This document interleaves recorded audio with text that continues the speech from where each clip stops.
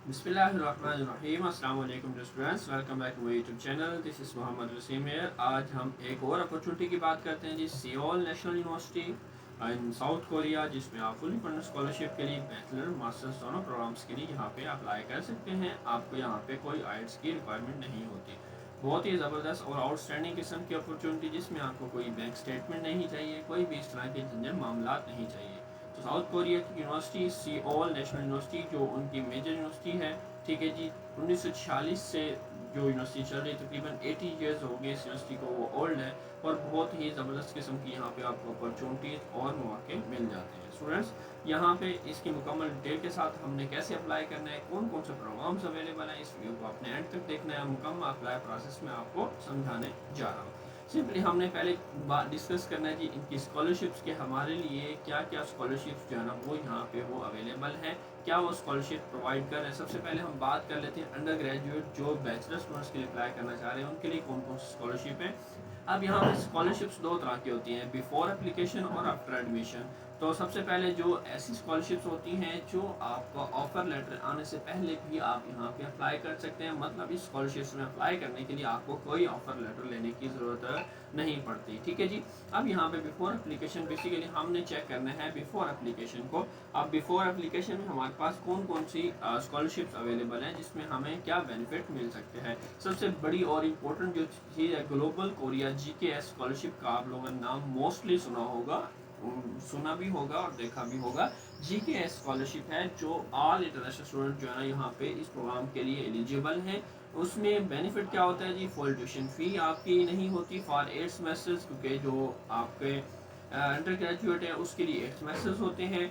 Living expense आपका per month आपको इतना स्टाइपेंड मिलता है, ठीक है जी। मंथली अलाउंस मिलता है आपको, ठीक है जी, monthly allowance including expense of living in South Korea, ठीक है जी, living in South Korea and studying in South such as living expenses, text books, insurance premium, ये सारी चीज़ें आपको स्कॉलरशिप कवर करता है। उसके बाद वन इकोनॉमी राउंड ट्रिप भी आपको मिलता है। कोरियन लैंग्वेज ट्रेनिंग फी 1 ईयर वो भी आपसे नहीं ली जाती। Other medical insurance, settlement, return charges, expense वगैरह भी आपको यहाँ पे प्रोवाइड किए जाते हैं। एप्लीकेशन पीरियड क्या है, सितंबर है। एप्लीकेशन प्रोसेस क्या है, application applicants submit application for this program to the Korean embassies in their countries। अभी हम वो भी आगे जाके फर्दर डिटेल के साथ डिस्कस करने जा रहे हैं। उसके बाद है ओवरसीज कोरियन स्कॉलरशिप, इसमें भी आप अप्लाई कर सकते हैं, इसको भी आप डिटेल के साथ रीड आउट कर सकते हैं। ये दो स्कॉलरशिप जो है ना हमारे पास बैचलर प्रोग्राम्स के लिए यहाँ पे अवेलेबल है। अगर हम बात कर लें क्या कहते हैं मास्टर्स प्रोग्राम के लिए कि हमारे पास वहाँ पे कौन कौन सी जो है ना वो एडमिशन या हमें स्कॉलरशिप ग्रेजुएट प्रोग्राम्स के लिए मिल सकती हैं, तो हम जरा उनको भी चेकआउट कर लेते हैं। तो हम आते हैं यहाँ पे इनके ऑफिशियल वेबसाइट के ऊपर, यहाँ पे हम चेक करते हैं हमारे पास एडमिशन वाले में यहाँ पे ग्रेजुएट वाले में हम यहाँ पे स्कॉलरशिप वाला टैब जो है ना वो ओपन कर लेते हैं अपने पास। ये जी हमारे पास बिफोर और आफ्टर एडमिशन, इस तरह में इसका भी सेम वही प्रोसेस रहेगा। बिफोर और आफ्टर एडमिशन की स्कॉलरशिप वाला पेज आपके पास ओपन होगा। मास्टर्स प्रोग्राम के लिए SNU president fellowship programme SPF, ठीक है जी, ये सारी इसके अंदर आपको ये ट्यूशन फी नहीं देना पड़ती, लिविंग एक्सपेंस कवर होता है, राउंड ट्रिप होता है, कोरियन लैंग्वेज ट्रेनिंग होती है, नेशनल हेल्थ इंश्योरेंस होती है, मतलब almost everything A to Z आपकी हर चीज़ कवर की जाती है, ठीक है जी। तो ये उसके बाद graduate scholarship for excellent foreign students, ये भी स्कॉलरशिप अवेलेबल होता है मास्टर्स के लिए। ओवरसीज कोरियन स्कॉलरशिप भी अवेलेबल होता है। कोरियन गवर्नमेंट स्कॉलरशिप प्रोग्राम भी यहाँ पे आपको अवेलेबल होता है, GKS जिसे आप कह सकते हैं, या KGSP, आपको ये प्रोग्राम भी यहाँ पे अवेलेबल हो सकते हैं, ठीक है जी। तो ये 3 स्कॉलरशिप्स हैं, GKS भी है, कोरियन ओवरसीज भी है, और 2 और स्कॉलरशिप भी मास्टर्स के लिए अवेलेबल हैं, आप इसमें अप्लाई कर सकते हैं, ठीक है जी, ये आपको मिल सकते हैं। अब जरा हम बात कर लेते हैं कि हमारे पास प्रोग्राम्स कौन कौन से अवेलेबल हैं। अंडर ग्रेजुएट की हम पहले बात कर लेते हैं कि हमारे पास अगर हमने बैचलर में अप्लाई करना है, तो बैचलर में अप्लाई करने के लिए हमारे पास कौन कौन से प्रोग्राम अवेलेबल है जिसमें हम अप्लाई कर सकते हैं।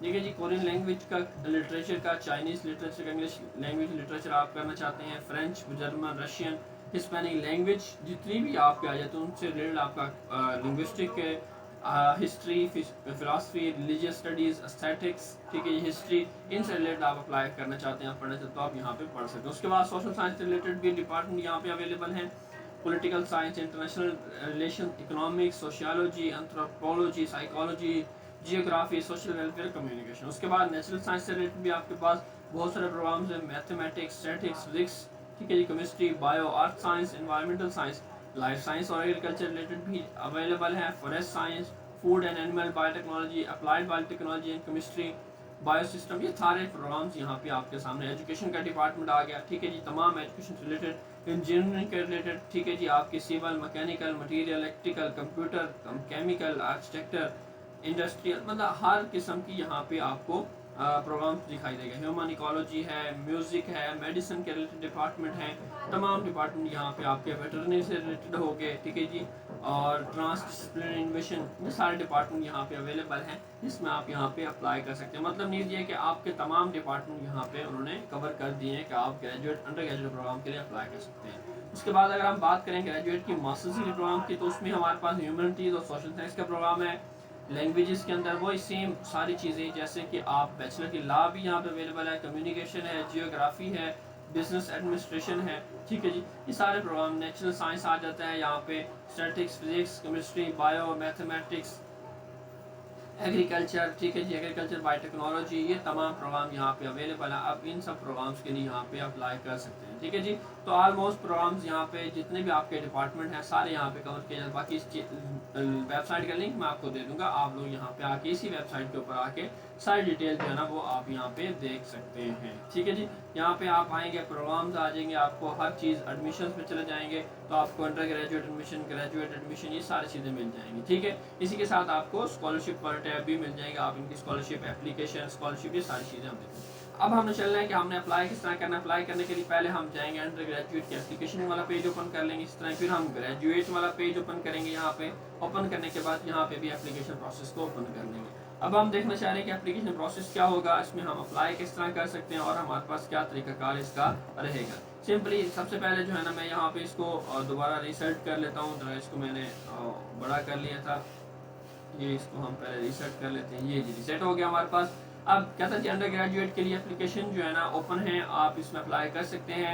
3 PDF फाइल आपको देता है, यहाँ पे आप इनको भी देख सकते हैं। अप्लाई करने से पहले guideline for online application, guideline for online recommendation system, ठीक है जी, एडमिशन फॉर अंडर ग्रेजुएट, ठीक है जी, तमाम 3 PDF आपको यहाँ पे अवेलेबल है, और यहाँ पे अवेलेबल, और यहाँ नीचे भी उसने PDF यहाँ पे प्रोवाइड कर दी है, ठीक है। सबसे पहले जो ऊपर जो था हाफ, वो कोरियन लैंग्वेज, तो मैंने नीचे इसको दरमियान में ले आया हूँ। तो यहाँ पे हमारे पास ये इंग्लिश हाफ के बाद, जहाँ पे हाफ PDF खत्म होती है, वहाँ उसके बाद जो है वो इंग्लिश लैंग्वेज के अंदर भी स्टार्ट हो रही है। तो सबसे पहले जो हमारे पास इंग्लिश लैंग्वेज का पहला form, application form international admission 1। अब एडमिशन भी 2 तरह होंगे, यहाँ पहला फेज होगा इंटरनेशनल एडमिशन 1 और दूसरा फेज होगा एडमिशन 2। तो हम पहले फेज में अप्लाई करेंगे। पहले फेज में अप्लाई करने का फायदा ये होता है, उसमें चांसेस आपके ज़्यादा से ज़्यादा हो जाते हैं। अब यहाँ पे आपने इस फॉर्म को करना है जी, फॉर्म को फिल करना है, आपकी पर्सनल इन्फॉर्मेशन है, डिज़ायर, डिपार्टमेंट का नाम लिखना है, अपने किस में अप्लाई करना है, फैमिली इन्फॉर्मेशन आ जाती है, स्कॉलरशिप, किस स्कॉलरशिप में apply, I want apply for scholarship, yes no, yes करेंगे इसको भी। वेरिफिकेशन अब अगर आप इसको बेसिकली बेहतर ये है कि आप इसको यहाँ से फाइल को डाउनलोड करें, इस पेजेस को वहाँ से निकाल लें, इसको बाय हैंड फिल करना चाहें वो आपकी अपनी मर्जी है, इसको कंप्यूटर से फिल करें तो वो ज़्यादा बेहतर रहेगा, ज़्यादा क्लियर और साफ रहेगा, ठीक है जी। यहाँ पे इसको लेके वेरिफिकेशन ऑफ एकेडमिक रिकॉर्ड, अपनी पर्सनल डिटेल, यहाँ पे फॉर्म दिया गया इसको फिल करना है। नीचे यहाँ पे इंटरनेशनल एडमिशन, अब जो फेज 2 के लिए अप्लाई करना चाहते हैं उनके लिए भी यहाँ पे फॉर्म मौजूद है, तो यहाँ पे वो इंटरनेशनल एडमिशन 2 के लिए भी यहाँ पे अप्लाई कर सकते हैं, उसके भी फॉर्म यहाँ पे दोनों दिए गए। उसके बाद यहाँ पे साथ में पर्सनल स्टेटमेंट, स्टडी प्लान, दोनों इंटरनेशनल 1 और 2, जो 1 और 2 दोनों में अप्लाई करना चाहेंगे, दोनों के लिए यहाँ पे ब्रीफली उसने बताया हुआ है कि पर्सनल कैरेक्टरिस्टिक्स, ठीक है, स्टेट आपने बताना है कि आप क्यों Seoul university of national with, आपके स्टडी प्लान्स क्या है, क्यों अप्लाई करना चाहते हैं, ठीक है जी। तो ये सारी चीज़ें आपने fill this form on the online website, ठीक है जी। अब ये फॉर्म जो है ना ऑनलाइन वेबसाइट पे मैं वो भी आपको आगे जाके बता रहा हूँ कि वो आपने कैसे फिल आउट करना है, ठीक है। अब नीचे ऊपर जो फॉर्म था उसको भी मैं बता रहा हूँ, और ये भी अभी आप सुन लें, यहाँ पे ये आ जाएगा। उसके बाद बाकी इन्फॉर्मेशन जो उन्होंने आपसे पूछी है, ये सारे फॉर्म आपने, अब आ जाती है सिंपल रिकमेंडेशन लेटर, वहाँ पे उन्होंने टेम्पलेट शेयर भी किया हुआ है, PDF भी आप लोगों के साथ शेयर की है, तो आप वहाँ से भी देख सकते हैं कैसे उसको आपने कंप्लीट करना है, ठीक है जी। अब यहाँ पे ये सारा form complete by the recommender, यहाँ पे आपने अपना रिकमेंडेशन, जो आपका रिकमेंडर है उससे आपने अपना ये फिल करवाना है, ठीक है जी। इसके लिए बेसिकली आपको इसको अलग से निकालना पड़ेगा, निकालने के बाद जो आपके प्रोफेसर हैं आपने उनको देना उनके साइन स्टैम्प्स और बाकी जो क्वेश्चन उनके रिलेटेड लिखे हुए हैं उसके सारे वो आंसर करेंगे, ठीक है जी। बैकग्राउंड इन्फॉर्मेशन देंगे, आपकी सारी क्लास रैंक बताएंगे, क्लास सारा कुछ प्रोफेसर ने फिल करके यहाँ पे सिग्नेचर करेंगे और डेट लिखेंगे और आपने वहाँ पे दोबारा सबमिट करने होंगे, ठीक है जी। अब यहाँ पे बाकी इश्योरेंस ऑफ फैक्ट ये फॉर्म है, इसको भी आपने फिल कर लेना साथ में, ठीक है जी। फिल करने के साथ साथ यहाँ पे कुछ उन्होंने डॉक्यूमेंट्स बताए हुए हैं रिगार्डिंग एकेडमिक इन्फॉर्मेशन। आपने अपने तमाम इंटरमीडिएट की जो भी आपके पास डिटेल वो है डॉक्यूमेंट्स है वो सारे लगा लेने हैं, ठीक है जी।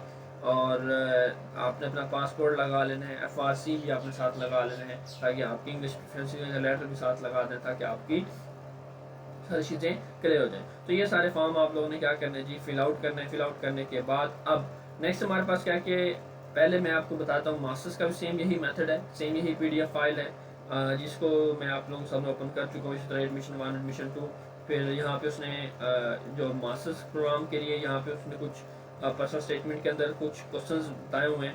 तो ये आपने क्वेश्चंस को पर्सनल ऐसे आ गया, ठीक है, इसको फिल करना। स्टडी प्लान दिया गया अलग से, पर्सनल ऐसे अलग है, स्टडी प्लान अलग है। उसके बाद रिकमेंडेशन का फॉर्मेट अलग है।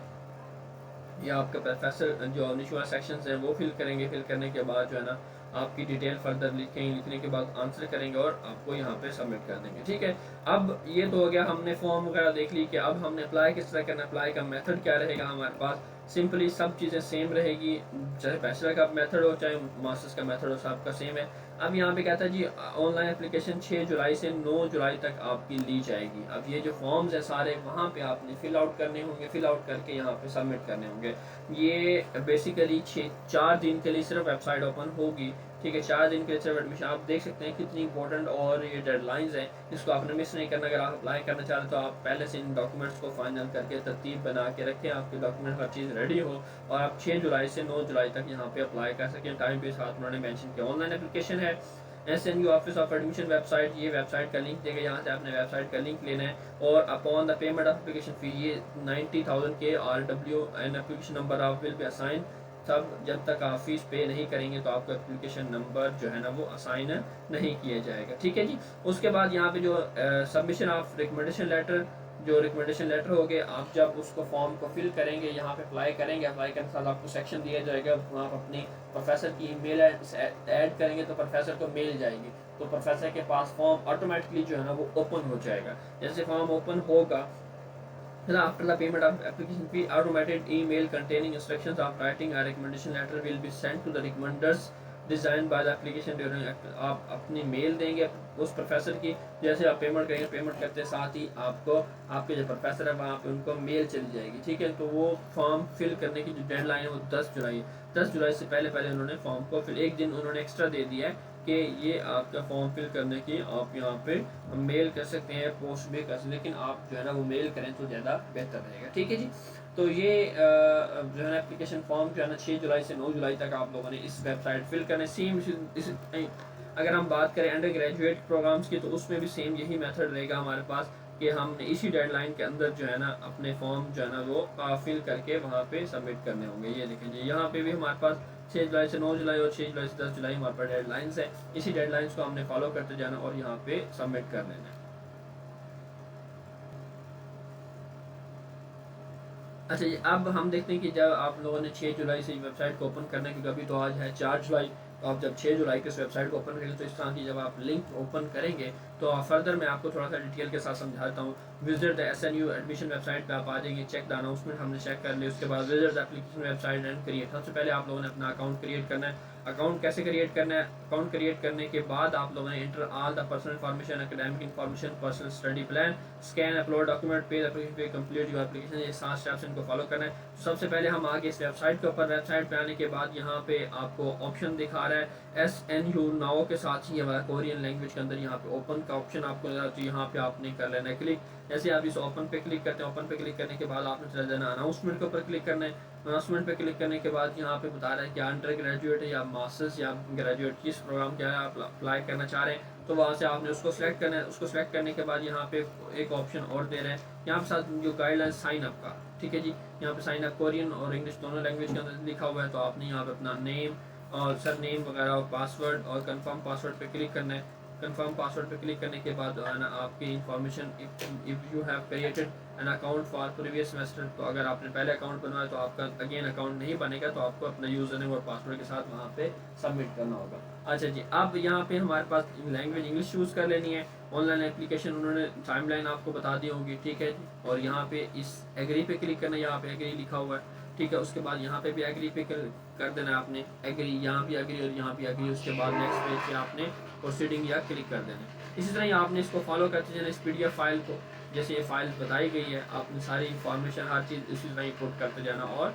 आपने एंड में इस एडमिशन टाइप 1 टाइप 2, तो आपने टाइप 1 ही सिलेक्ट करना है, ठीक है। इसमें ज़्यादा चांसेस होते हैं। टाइप 1 सेलेक्ट करने के बाद अपनी स्टडी प्लान और डेडलाइंस को देख लेंगे। उसके बाद यहाँ payment must be completed before the deadline. So यहाँ पे easy payment, click your preferred payment method to complete the payment, तो आपने अपना पेमेंट मेथड चूज़ करना है। पेमेंट के लिए आप हमारे साथ रब्ता कर सकते हैं, ठीक है जी।